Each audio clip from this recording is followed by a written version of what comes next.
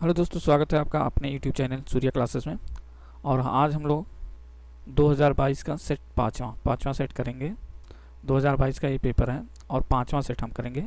Paper code क्या है? 822 AZ। इससे पहले हमने 2022 के 4 सेट कंप्लीट कर लिए हैं, 1, 2, 3 और 4। ये 4 सेट कर लिए हैं, पाँचवा सेट है। अभी देखिए हम कुछ वीडियो में केवल इनको लेके चल रहे हैं, यानी कि बहुविकल्पीय प्रश्नों को। फिर आने वाली वीडियो में हम लोग लघु उत्तरीय और आगे को क्वेश्चन देखेंगे। तो चलिए हम लोग शुरू करते हैं पहले क्वेश्चन से। ठीक है, पहला क्वेश्चन क्या है? देखिए यहाँ पे पहला क्वेश्चन, यदि 26, 156 और 156 नहीं सॉरी 26, 156 का जो लासा दिया है वो कितना दिया है? 156 है। तो मासा का मान ज्ञात कीजिए। ठीक है, तो इसके लिए आप लोग जानते हैं क्या होता है? लासा गुणे मासा। अगर कोई दो संख्याएं हैं हमारे पास, ठीक है, तो यहाँ पे थोड़ा सा जगह हम बना लेते हैं यहाँ पे। ठीक है, तो अगर कोई दो संख्या है तो दो संख्याओं का, मान लीजिए दो संख्या है A और B है, तो इनका जो गुणनफल होगा A गुणे B, ये क्या होगा? इनके लासा और मासा के गुणनफल के बराबर होगा। यानी लासा गुणे मासा बराबर पहली संख्या गुणे दूसरी संख्या। अब देखिए यहीं पे लगा दीजिए, यदि 26 और 156, पहली संख्या हमारी ये है और दूसरी संख्या हमारी ये है, हमारी ये पहली संख्या हो गई और ये दूसरी संख्या हो गई। ठीक है, तो पहली संख्या हम लिख देते हैं 26 इंटू दूसरी संख्या क्या है? 156। ठीक है, लासा कितना दिया है? 156 और मासा हमें निकालना है। ठीक है, मासा हमें निकालना है। ठीक, तो देखिए 226 यहाँ है, 156 है, 156 है, और ये वाला 156 कहाँ? नीचे चला आएगा। तो यहाँ चला आया ये 156, क्योंकि इधर गुणे में था तो इधर आएगा भाग में हो जाएगा। बराबर क्या हो गया? मासा। क्या हो गया हमारा? मासा। तो 156 से 156 कट गया, तो मासा हमारे पास बचा क्या? क्या बचा है? ओनली 26 यानी 26, जो कि यहाँ ऑप्शन 2 में दिख रहा है। तो ऑप्शन 2 क्या हो जाएगा? सही हो जाएगा। दूसरा वाला क्वेश्चन देखिए, खा वाला क्या कह रहा है? द्विघात के समीकरण 2x² - 4x + 1 = 0 के मूल हैं। कैसे मूल है? वास्तविक और बराबर हैं, कि वास्तविक और अलग अलग है, भिन्न है, वास्तविक नहीं है, या वास्तविक है।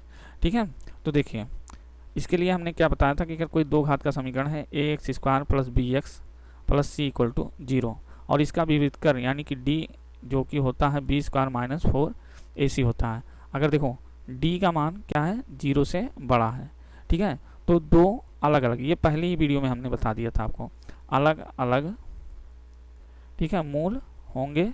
मूल कैसे भी होंगे? वास्तविक मूल होंगे, वास्तविक मूल होंगे। और कैसे होंगे? अलग अलग भी होंगे। ठीक है, अलग अलग भी ये लोग होंगे, दो वास्तविक मूल और अलग अलग होंगे। अगर d का मान क्या है? 0 है, तो समान मूल मिलेंगे, समान और कैसे? वास्तविक होंगे। ठीक है, और अगर d का मान 0 से छोटा है तो कोई भी वास्तविक मूल नहीं होगा। ठीक है, ये तीनों कंडीशन आप लोग याद रखिए। देखिए अगर फिर से समझते हैं, ये दो घात का समीकरण है, इसका मूल निकाले हम, विविध कर निकाले d। अगर d का मान 0 से बड़ा है तो दो अलग अलग मूल होंगे और वास्तविक मूल होंगे।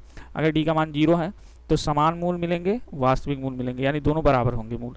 और d का मान अगर 0 से छोटा है तो कोई भी वास्तविक मूल नहीं होगा। तो यहाँ देखिए इक्वेशन क्या है हमारे पास? जो इक्वेशन दी गई है हमको, वो इक्वेशन किसकी दी गई है? देखिए इक्वेशन क्या दी गई है हमको यहाँ पर? 2x² - 4x + 1 = 0 दिया गया है।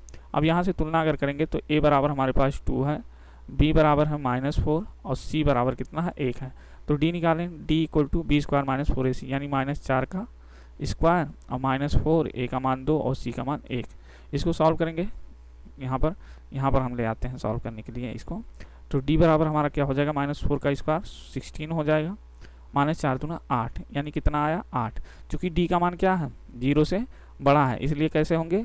दो अलग अलग यानी भिन्न, अलग अलग और वास्तविक मूल हमें प्राप्त होंगे। कैसे? वास्तविक मूल, वास्तविक और भिन्न। ठीक है, ये सेकंड वाला ऑप्शन हमारा क्या हो गया? सही हो गया। चलिए हम लोग अगले क्वेश्चन पे चलते हैं।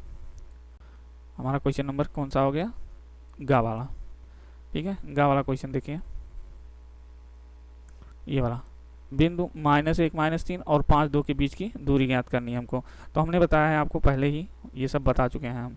अगर ए कोई बिंदु है जिसके निर्देशांक x1 y1 है और बी कोई बिंदु है जिसके निर्देशांक x2 y2 है, तो इनके बीच की दूरी, ए और बी के बीच की दूरी जो ए बी होती है वो क्या होती है, √x1 - x2 का होल स्क्वायर और प्लस क्या होता है बताइए जरा, y1 - y2 का होल स्क्वायर होता है।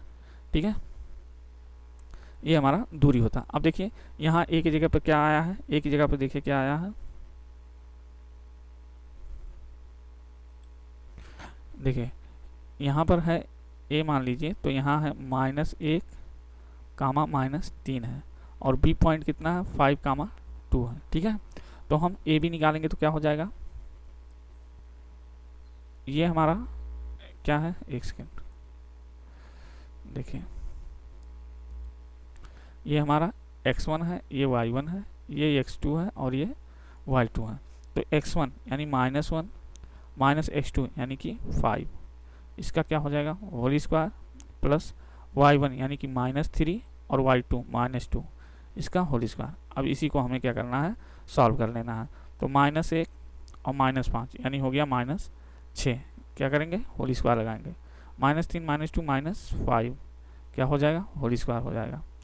अब देखिए -6 का स्क्वायर 36 और 5 का स्क्वायर 25, कितना हो गया हमारा अंडर रूट में, अंडर रूट 6 5 11, 1 बचा, 2 1 3 3 6 61, यानी इनके बीच की दूरी कितनी आ गई हमारी, √61। देखिए ऑप्शन में कहाँ है, √61, पहला ऑप्शन क्या हो जाएगा, सही हो जाएगा। ठीक है, पहला ऑप्शन क्या हो जाएगा, सही हो जाएगा हमारा। तो चलिए अगले क्वेश्चन पे चलते हैं, देखते हैं अगला क्वेश्चन। ये समझ में आया ना, समझ में आया तो आप लोग लाइक शेयर कर दो यार, थोड़ा सा सपोर्ट कर दो। ठीक, चलिए सपोर्ट करोगे तो और बेहतर करने की इच्छा होगी। ठीक है, हमारी भी और आपको भी मजा आएगा आगे की वीडियो देखने में। त्रिज्या r के एक वृत्त का कोण क्या है, थीटा, उसके त्रिज्यखंड की संगत चाप की लंबाई। तो देखो चाप की लंबाई का फार्मूला होता है, चाप की लंबाई का जो फार्मूला होता है वो होता है आपका πr θ/180। लेकिन यहाँ कहीं भी πr θ/180 नहीं है। ठीक है, तो एक काम करते हैं, 2 से ऊपर गुणा कर देते हैं और 2 से नीचे गुणा कर देते हैं, तब देखिए क्या हो जाएगा हमारा, θ/18 दूना 36 360 हो गया, इंटू देखिए ये बेवकूफ़ केवल बनाया गया और कुछ नहीं, 2πr। ठीक है, तो हमारा चाप की लंबाई आ गई हमारी। ठीक है, चाप की लंबाई आ गई कि नहीं आ गई, और ये वाला ऑप्शन हमें मिल रहा है किसमें, ऑप्शन 1 में, यानी ऑप्शन 1 हमारा क्या हो जाएगा, सही हो जाएगा। ठीक है, समझ में आया। तो चलिए अगले क्वेश्चन पे चलते हैं। बस क्वेश्चन घुमा देता है थोड़ा बहुत, आपको पेशेंस रखना है, घबराना नहीं है। अगर घबरा गए तो फिर क्वेश्चन नहीं हो पाएगा। ठीक है, तो घबराना नहीं है, आराम से क्वेश्चन को करना है। देखिए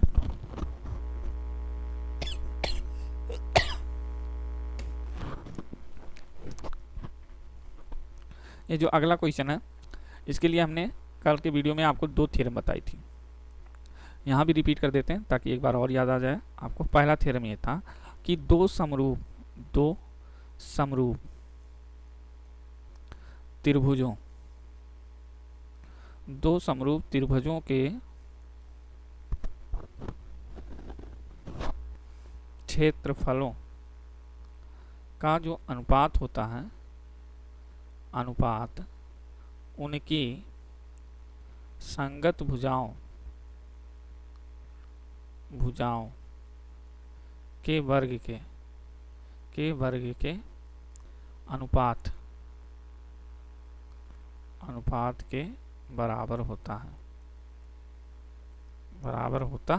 है। ठीक है, हमने क्या बताया था पहला कि दो समरूप त्रिभुजों के क्षेत्रफलों का अनुपात उनकी संगत भुजाओं के वर्ग के अनुपात के बराबर होता है।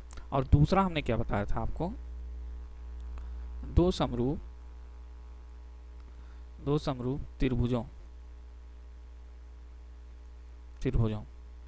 के भुजाओं का अनुपात उनकी संगत ऊंचाइयों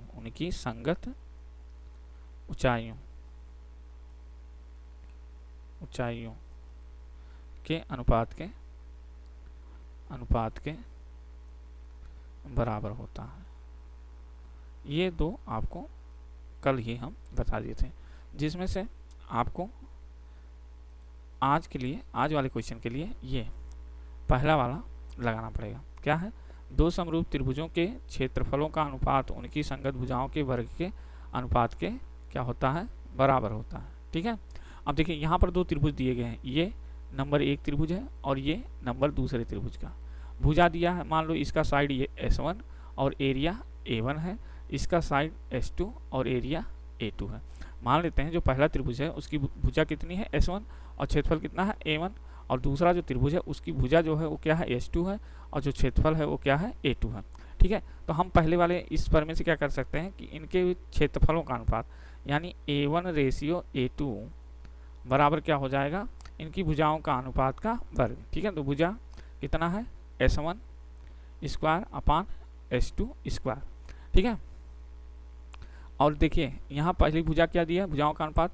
अब ये भुजा मान लीजिए पहले त्रिभुज की जो भुजा है S1 वो कितना है? 9x है और दूसरे त्रिभुज की जो भुजा है वो कितना है? 16x है। ऐसे भी लगा सकते हैं, या भुजाओं का अनुपात ही दिया है, इसको आप ऐसे लिख सकते हैं S1 अपान S2 का होल स्क्वायर। और भुजाओं का अनुपात यही है। भुजाओं का अनुपात कितना दिया? 9:16 यानी 9/16 का क्या हो जाएगा? आपका होल स्क्वायर।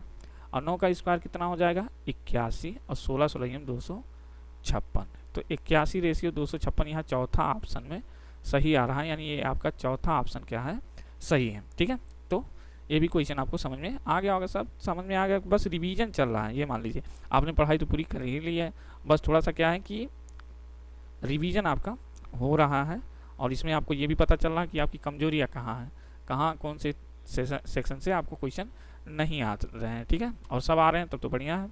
और ये बात है कि एग्ज़ाम होने के बाद आप लोग कमेंट बॉक्स में अपने अपने मार्क्स जरूर लिखिएगा। ठीक है। अपने अपने मार्क्स लिखिएगा कितना नंबर आपको मिला मैथ में। ठीक है। अगला क्वेश्चन देखते हैं, चा वाला क्वेश्चन। ये ट्रिग्नोमेट्री से है। क्या है?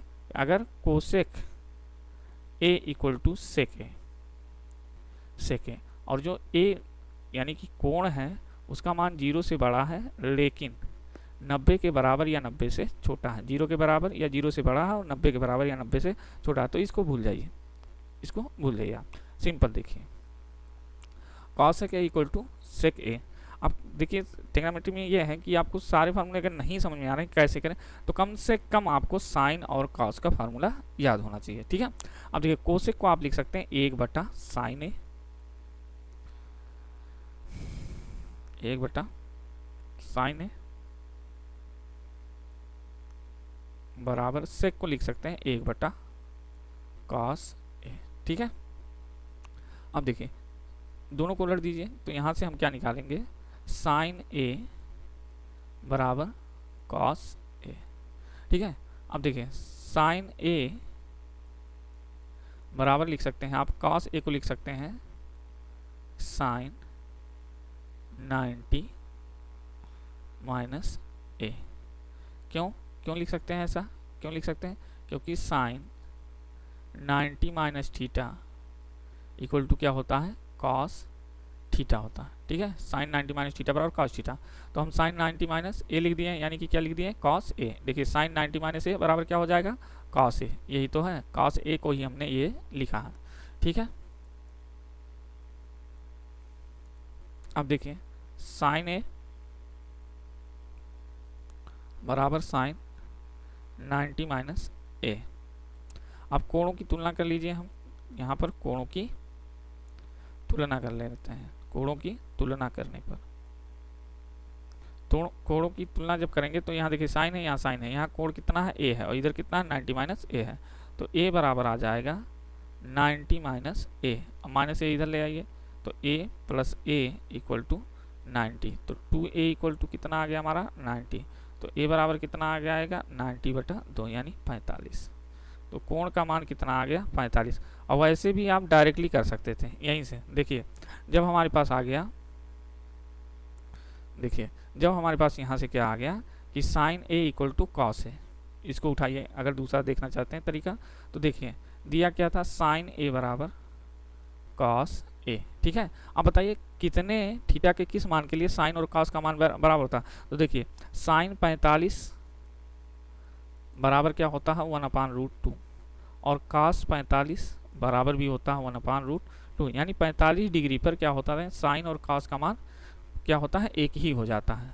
तो यहाँ पर देखिएगा, यहाँ पर ऑप्शन नंबर 3 जो दिया है ये 45 डिग्री दिया हुआ है, यानी ऑप्शन नंबर 3 इसका क्या हो जाएगा, करेक्ट ऑप्शन हो जाएगा। ठीक है, चलिए अगले क्वेश्चन पे हम लोग चलते हैं।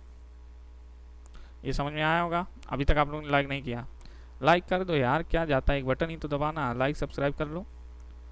ठीक है, ताकि मेरा भी थोड़ा सा हौसला बढ़े। कोई ज़रूरी नहीं कि आप हाई स्कूल में हैं, आप 9th में भी हैं, तब भी ये वीडियो आपके लिए हेल्पफुल रहेगी। तो ये हमारा जो 6 क्वेश्चंस हैं ये पूरे आज के वीडियो में हो गए पूरे। ठीक है, देखिए हमने पहला क्वेश्चन लिया, पहले का क्या आंसर आया हमारा, पहले का आंसर आया ये 26। ठीक है, दूसरा हमने क्वेश्चन लिया, क्या आया हमारा, वास्तविक और भिन्न संख्याएं। तीसरे में √61 आंसर आया था। चौथे के लिए हमारा ये आंसर था। ठीक है, और आगे पांचवें के लिए हमारा क्या आया था आंसर, पांचवें के लिए सही अनुपात था 81/256 और छठे के लिए क्या था ये 45 डिग्री लिखा है ये। ठीक है, पीडीएफ थोड़ी स्पष्ट नहीं हुई, 45 डिग्री। तो चलिए दोस्तों मिलते हैं अगले वीडियो में, तब तक के लिए आप अपना ध्यान रखिए, ख्याल रखिए और निरंतर पढ़ाई करते रहिए। ठीक है।